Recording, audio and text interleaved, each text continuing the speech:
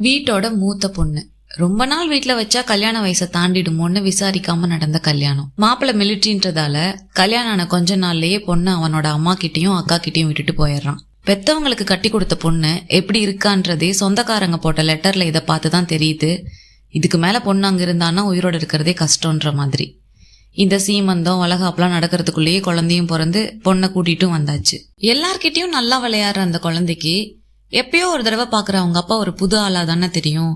அவன் குழந்தைய வலுக்கட்டாயமா தூக்கும் போது குழந்தை கத்த ஆரம்பிச்சிடுது. அப்போ கோவத்துல அவன் குழந்தைய ஓங்கி அரைஞ்சதால மயங்கி விழுந்த குழந்தை இறந்தும் போயிடுது. அவன் திரும்பி ஊருக்கு போயிடுறான். ஆனா இவங்க வீட்டுல ஒரே மரண அமைதி.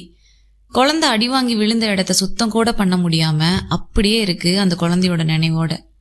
ஊருக்கு போனவன்ட்டு இருந்து லெட்டர் வருது, ஒழுங்கா பொண்ணை தாட்டி விடுங்க, இல்லைன்னா நிரந்தரமா நீங்களே வச்சுக்கோங்கன்னு.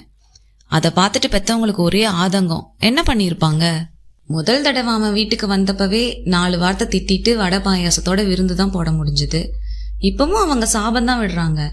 அப்போ ஒரு குரல், என்னை கொண்டு போய் அவன்கிட்டயே விட்டுடு, இனி எனக்கு இங்க என்ன வேலை, செத்தாலும் பொழைச்சாலும் எனக்கு இனி அங்கதான்னு.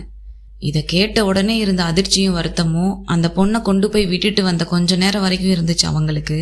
ஆனா இந்த கதையை படிக்கிற நமக்கு கூடவே ஒரு கேள்வியும் இருக்கும். தான் குழந்தைய கொன்ன ஒருத்தங்கிட்டயே என்னை திரும்ப கொண்டு போய் விடுன்னு சொல்றானா, அவ என்ன நினைச்சு சொல்லியிருப்பான்னு. இது அசோகமித்திரனோட மன வாழ்க்கை அப்படின்ற ஒரு சிறுகதை. ஏன் அவ அப்படி சொன்னான்னு நீங்க நினைக்கிறீங்கன்னு கண்டிப்பா கமெண்ட்ஸ்ல ஷேர் பண்ணுங்க. இந்த கதையை படிச்சுட்டு சொன்னீங்கன்னா இன்னுமே நல்லா இருக்கும். ஒரு பொண்ணு அப்படி எப்படி சொல்ல முடியுங்கிறத இதை படிக்கும்போது எனக்கு தோணுனதை நான் அடுத்த வீடியோல ஷேர் பண்றேன்.